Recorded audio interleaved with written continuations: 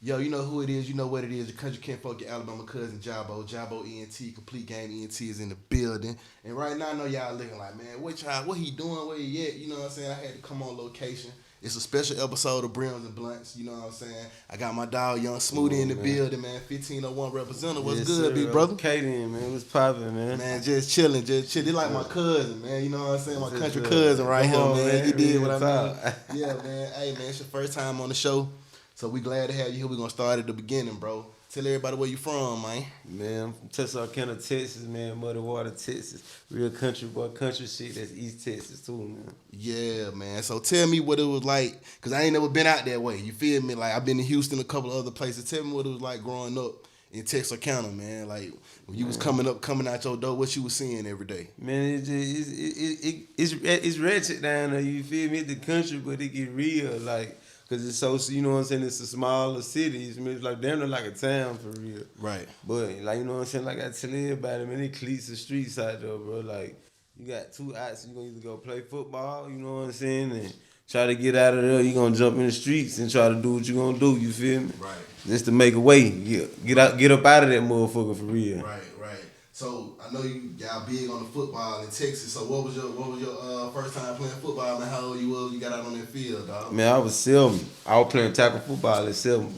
Yeah. Yeah. I mixing it up. Man, I was good from the get-go, bro. I ain't gonna lie to you, bro. It was just like, it was something like as soon as I picked up a ball, like it was just natural. You always played running back? I always played running back and safety. Yeah. And so I had an older brother. My older brother was good. You feel me? He went to college and played and shit. So it was kind of like natural. Ran in the family. Yeah, man. Athletes all through the family. So shit, yo.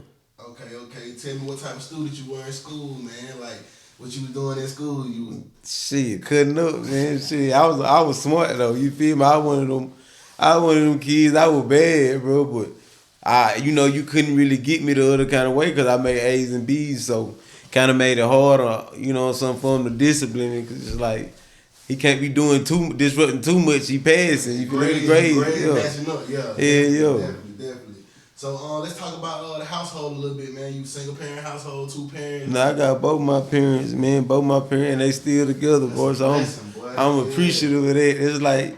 It's kind of like some of the perks of being in the country. Like I know a lot of people got both their parents. I know a lot of people that don't too, though. You feel me? But that's one of the perks I had. I did have my pops around, bro. So still do. So stand-up guy. Yeah, work hard. I mean, that's why I get some of my work ethic from, like how hard he works. So yeah.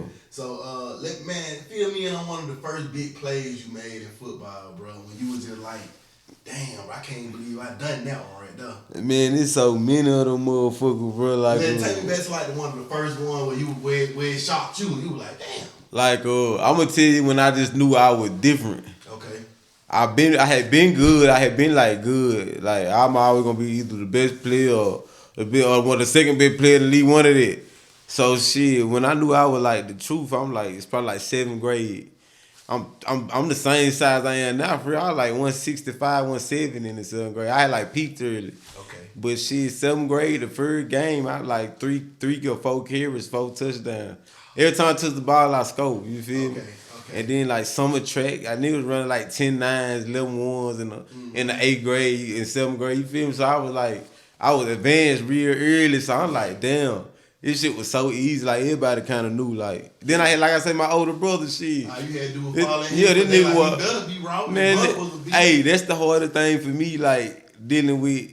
That's why like a lot of shit easy now. Expectation, you feel me? Like expectation, some of the hardest shit ever to deal with. You feel me? Because a lot of kids growing up, like shit, it don't matter if you gonna be good or not. It's up to you. You feel me? But ain't nobody holding it over you. Like nigga, you built. And you know how it is when you from a rough place. Niggas is rough. Niggas like nigga, you ain't gonna be better than Wu Tang. Nigga, you sorry. Nigga, you know that's how kids is growing up. So nigga, expectations like nigga, I know I got to be good. So that's like a little pressure. But that shit made a nigga, you know what I'm saying? Yeah. Molded a nigga different, like mentally. It build character, man. You know what I'm saying? Like you need somebody to be hard on you some of the time. Yeah, fact. Because you ain't gonna be hard on yourself all the time. Yeah. You know what I'm saying? Definitely. Okay, man. Well, tell me about some of the trials and tribulations that you had to overcome just on your journey just being young Smoody to becoming an adolescent to becoming a young man. You feel me? Like we all go through so much stuff. Like what's some of the stuff you had to overcome. Oh man, shit. Growing up, like I know I caught a charge when I was 16, but like this the Texas Arkansas beef. Like being in the city, you know what I'm saying, with 2 states in it. You feel me? We ain't fuck with the Arkansas side, so I know I caught a charge of assault and robbery when I was 16. But then having to overcome that was like the first obstacle, you feel me?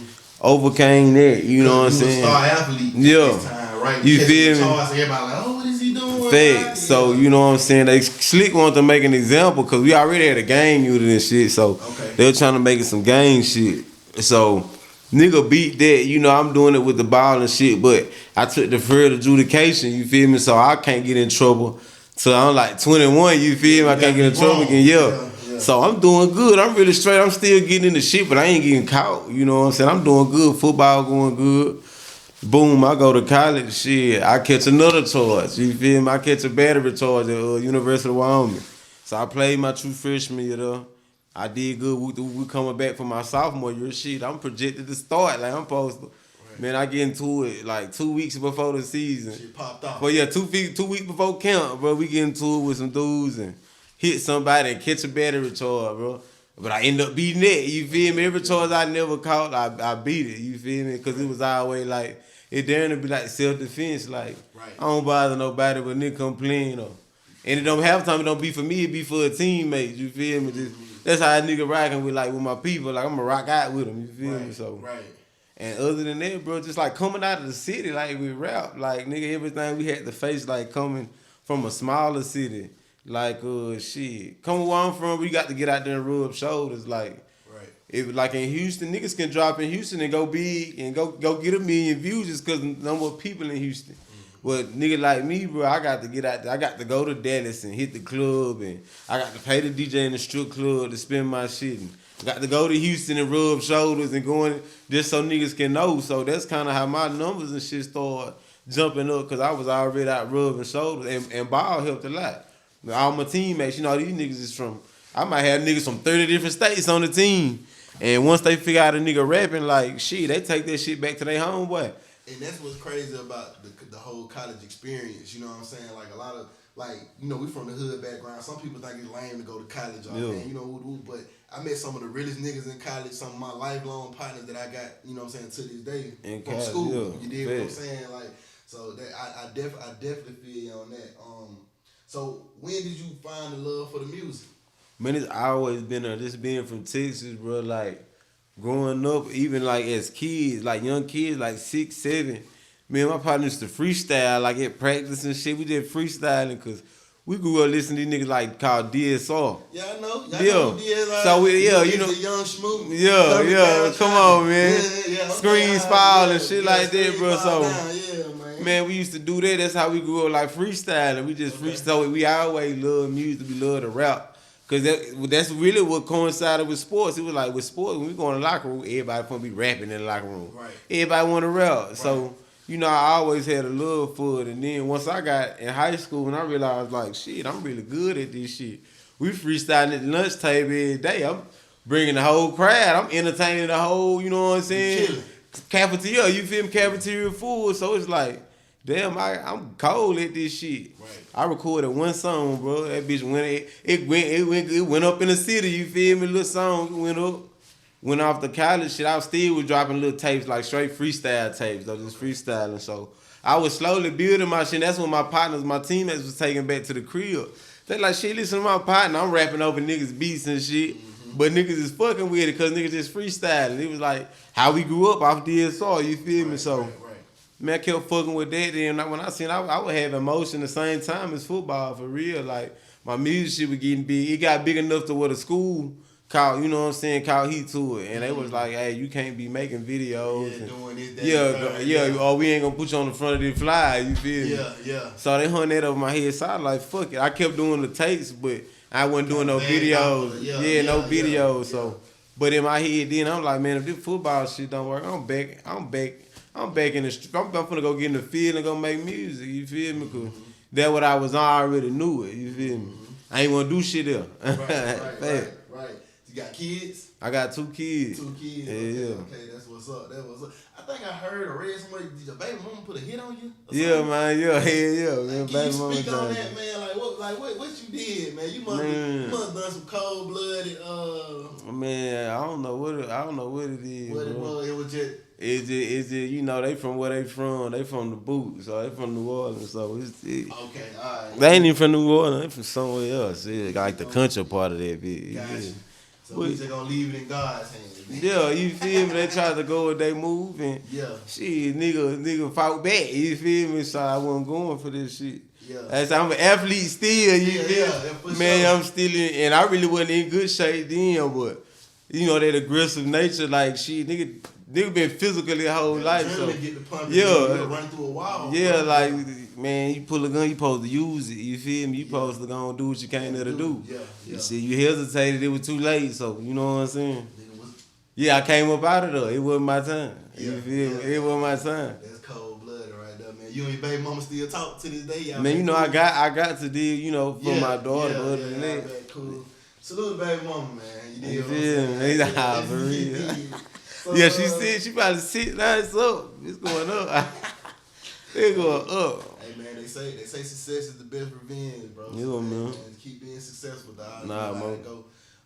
Let's get into how did 1501 discover you, man? How you and Carl linked up, bro? Man, through Sergeant J, bro. Okay, the producer. The producer he got signed. You know, he from Texarkana. Okay, I ain't know that. Yeah, he from Texarkana. Yeah. So Carl signed Erica. So I met Erica through Sergeant J, like before Erica went to 1501, probably like 7 months before that. Sergeant J brought her, she was going to Texas A&M Commerce.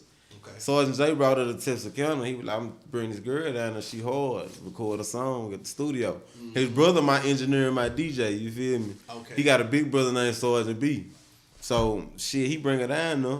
That first time I meet her, I'm like, damn, she, you know what I'm saying, she really hard. So the fast forward, she ended up getting signed to 1501. Sergeant J made the busted beat. Right. So shit, I guess he made it like most of the songs then. Yeah. So shit, Carl signed Jay. When Carl signed Jay, shit, he moved to Houston. So I'm already working with Jay. Like I work with this nigga all the time. Like now you got an excuse to go to Houston. You feel me? Yeah. And so now I'm like, shit, the work got to continue. Cause I like to work side by side. I want to cook it up on the spot. So shit, I'm driving down to Houston, and I'm pulling up, and shit, see her come in the studio, you feel me? That nigga see her pull up, he was sitting up for a second, dip out, and then bro, he just kept doing it, and every time he come to the studio, like he'll just go up there, like who at the studio? I be killing Jay, you know what I'm saying? Most time killing Jay, I'm gonna pull up. So shit, I already be up there, you feel me? He just kept seeing me, then he keep hearing shit, then he just sit down one day, he like, damn. This shit hard in the motherfucker. What else, you know what I'm saying? What else y'all got? Every song I play for him, he like, God damn, that nigga ain't missing, you feel me? So, and it wasn't never like no forced situation. Like, I had been coming around for like months, bro. Like, if you look in some of Erica old videos, I'm back behind her. I might be beside, I'm just in the background, you feel me? I'm just chilling. Yeah. But it just went from seeing me there, like at the studio working to, shit, bro, come to the crib. We having a little mixer. Shit, I pull up to the crib. You know what I'm saying? I'll pull up. Come to another one. You feel me? Because he keep catching me at the studio. Right. Then hey, Erica got a show. Shit, you can slide out. Shit, I'm pull up. I ain't got shit going. You know what I'm saying? Everywhere we go, shit, I'm just shaking hands, meeting niggas. You know what I'm saying? He giving me the opportunity to tag along. So just making the best of the opportunity. And it just was never forced, dog. I never went to him and been like, hey, see, check this shit out. Come listen to me. Yeah. I ain't never do that because that wasn't my intent. My intent to come in and get this work in. I wasn't even thinking about, shit, I'm trying to sign with 1501. It's just like, shit just happened, you feel me? And see, a lot of, I kind of credit that to you having an athletic background as well, because when you're an athlete, you just work. You ain't really, you know, coach, look at me, coach. You grind. You grind. The coaches don't see you if you putting the work in. Yeah, definitely. Yeah, when you make a play, you ain't got to say shit. Oh, you ain't got to say nothing. Shit. They gonna know. They gonna check their out. So they say, man, that play. Facts. You know what I'm saying? So that's what's up, man. Let's talk about as far as like just being down with 1501. You know, all the controversy that's been going on with them as far as, you know, you got Megan, you got Count Lisa, the other artists, you know what I'm saying? You got, like I tell people all the time, man, I've been around 1501 so long, I've seen so many different rosters of 1501, you know what I'm saying? So what makes you different and what separates you from all the other people that you had? Man, just my work ethic and that, like, I know, I understand him, he understand me because we come from the same background, like, coming from that sport where I know he gonna work. I know what type of work he gonna do. And like it's like having that trust in the teammate. Like I know he know what kind of work I'm gonna do. I know for him to be what he was in baseball shit. I know what you don't get to be. You know what I'm saying? A future Hall of Famer. You feel? You know if you ain't working, you had to work your ass out at the highest level to be there. And like same with my accolades in college, all come for shit like that. You don't get that just sitting on your head. You got to be some type of workaholic. You feel me? So, man, it just made sense. You feel me? Like, shit, it made sense to me. Like, and that's what make me different. I feel like just the work ethic, bro, and the music, the energy. Right. You know what I'm saying? The heartbeat, the drive of the tank, man. Like, okay. You feel me? I got that mentality. Like it's just you know, I'm a rough nigga too. You feel me? Like I represent a different side of Texas.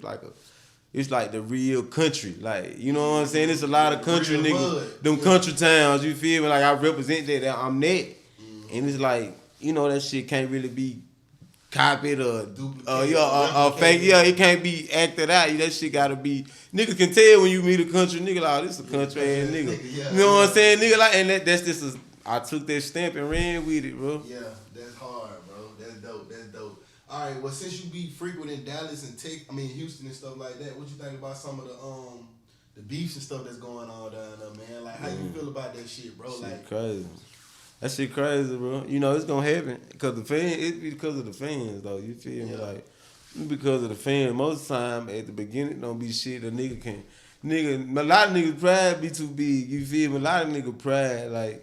It could be some misunderstanding. The nigga like, man, I ain't finna hit this nigga and look like I'm, you know what I'm saying? Mm-hmm. But me, bro, like, with my situation, nigga, like, if I have a situation, I think it's the situation I don't have no pride issues. You know, I know if it ain't that, then I'm a check and see on it. If it is, I'm going to stand on business, you feel me? But I don't feel like I'll make myself, I don't got no pride where, like, I can't hit a nigga first, like, hey, what going on? You know what I'm saying? Let's have some open line of communication. And half the time, you know, half the time niggas be over a bitch. Oh, yeah, for sure. Half the time niggas ask you about you say y'all two cities be beefing. Yeah. You know what I'm saying? Yeah, half the time it be over a bitch. Nigga might got slapped at a basketball game. Or not even that, bitch might go back and lie just because she want niggas to fight over. Like, because if you a popping nigga over here, and that's what was happening when we was younger. Like, you a popping nigga over here, and you a popping nigga over here. And if she can get a nigga to fight off, they make her the popular bitch. They fighting over this bitch. You feel me? What's so special about her? You feel me? So people been clout chasing before clout was a word, you know what I'm saying? Like when they wasn't even using it. Hey, man, you gotta speak on it. So shit. It's real over here, man. So bro, that's why I always reach out, cause in the turmoil, like most of, you know what I'm saying, like 70% of the turmoil I done had, bro, it's like it be a misunderstanding. You reach out to a nigga and you be like, damn, bro, like nigga, it wasn't even lying there, nigga. You know what I'm saying? Now we both like, okay. Trying to throw a nigga in the you feel me? Yeah, you feel me? So most of the time, shit can be worked out just like that, bro. With a fuck, let me bust at this nigga. You know what I'm saying? And you know, if you know how to, if you approach a nigga like a man, I'm approaching nigga with respect, no matter what they have. Hey, say, let me holler at you, my boy. You know what I'm saying? What whoop the whoop. You know, and it go from there. You feel me? But I'm gonna at least say, shit, I can say I put out the effort, like so. So I know if it go left, I know I'm taking it to a 10 because I ain't did nothing wrong. You feel me? I took every step. You feel me? Right. Yeah, so. That's hard, man. So let's talk about this Chad Butler too, man. Let's talk about this record, bro. Yeah, man, that'd be one of one. But you sampled one of my favorite UGK records, man. I'm talking about, I swear to God, man, that Gravy, that's one of my favorites.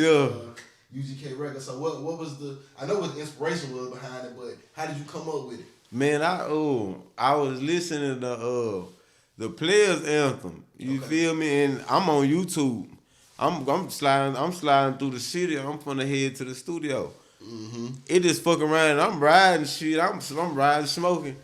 and it shuffled to the next song, and that beat came on. And then nigga hit that with the, I was like, man, hold on. I'm like, this shit so hard. First thing I did was, let me find an instrumental. I want this bitch. Right. Then I was like, nah, fuck that. Let me call my producer. I like, bro, go on, flip this for me. Man, he flipped that bitch. I went to sing that night, you feel me? I went and dropped that bitch, bro. I knew instantly. And it was a different version, you feel me? Like the first version, it's different than the two that just dropped with 1501. Okay. So the first version, like when the verse starts, it's like melodic. I'm kind of singing on it. It was damn near just for like an album type shit, just for the niggas that really like music heads. Right. They were kind of like singing on there, like melodic, switch the beat. Right. But when I signed 1501, I was like, shit, I'm trying to. I seen when I played that bitch after it dropped, for the first one dropped. I'm like, I seen how hoes got to dance as soon as it come on, like. So I'm like, and I seen how they'll still dance when they mellow out, but it wouldn't be that same effect, you know. So I'm like, boy, if I keep this bitch turned the whole time, like, man, this bitch gonna go right in the club. It's gonna be one of them ones. And shit, that what happened, bro. Man, hey, man, I definitely salute that record, bro. That's a nice one to flip. You did it justice. Nah, for real. I think definitely Pimp would be proud. It's definitely a good record. So what's next, man? I know you got the album. You said you working on the album, the mixtape. Yeah, working on the tape, man. They got a tape coming this summer, Texarkana Baby 2. Okay. So that's another tape produced all by Sergeant J and Knucklehead. Okay. I had like 2, 3, 4 Knucklehead beats on it. They both from Texarkana, so I keep the producers in-house for the most part. You feel me? I go grab some from other producers, but you know what I'm saying? Bulk of my project gonna be from Texarkana just cause I'm trying to stunt that. I'm trying to stunt where I'm from, you feel me? That's hard. That's what you wanna do though, man. So what's next for young Smoody, man? What's next? Man, Billboard, man. What's next? I'm finna mash the game, bro. I'm finna give me visuals. I'm finna let them see the character. Like, I'm finna let them see me. Like, shit. I'm finna let them see the personality in the video. Like, and I ain't really making drill music. I'm making player shit. It's like real player wavy. You know what I'm saying? Don't get you nowhere. Yeah, you know, I'm here for the paper. Yeah. You know what I'm saying? I'm trying to make Carl another, you know what I'm saying, 100 mil. You feel? Sure. I'm trying to run him up another bag because he done gave me a chance. So, right. You know what I'm saying? So, shit, I fuck with the big guy, man. So, shit, I'm going to try to make both for rich. You feel me? He already rich. I'm trying to make him richer. You feel me? Less, man. So, if it's a young nigga out there, man, that's trying to do this shit the way you doing this shit, that just don't know which way to go or what to do, or he kind of confused, like, what would you tell that young nigga, man, that's looking at this interview right now? You feel me? And he like, damn, bro, I see myself in this nigga, bro. I can do this shit. Like, what would you tell that nigga, man? Man, get in the yo and record. Have you a portfolio. You feel me? And if your paper ain't right, shit, go get a job. You feel me? Like, ain't nothing wrong with getting a job, nigga. That's like for show money. Every 2 weeks, every week, however they set it up, you know, for sure, I got this coming in and I can put this toward my music. Right. You know what I'm saying? You got to be a real enough nigga not to care about how other people care about how you get your money. Yeah. Like, you can't care about what your partner's doing, what they doing. Like, man, go get you a good, steady, still job, man. Yeah. Go and stack up your bands and get right. You know what I'm saying? So, man, my partner say a real hustler gonna get money every type of way, clean way and the other way. You feel me? He say he gonna get it every type of way. He said that's the smart way. You feel me? Yeah. That, you know what I'm saying? That's what a real hustler gonna do. So a rapper, what you still can be doing what you doing and going to work. That's your security. That's your security bag. That's the safety net right there. You good with that? You know your bill paid, everything else. Everything can go to your music. You feel me? So that's like being smart, bro. Yeah. You know what I'm saying? That come with maturity though. A lot of young niggas don't get it because they so used to social media. They want to live for the highlight reel. You know what I'm saying? But the older niggas, they get it. Like, they like they think it ain't cool, but shit, it cool once that big pop once one of your songs take off and you know what I'm saying? Like, yeah, man, you was just working at Walmart with me, bro. Yeah. Now everybody want to know you. Yeah. Nah, fix. With that, what's up, man? We appreciate you coming by the show, man. You know what I'm saying? Letting us pull up on you and kick game and kick real big player shit, man. Come on, you know man. What I'm saying, yes, sir. Like I said, man, we got Young Smoody 1501 representative, man. Smoody Poppie. This has been Browns and Blunts with JABO ENT. I'll see y'all next episode. You did.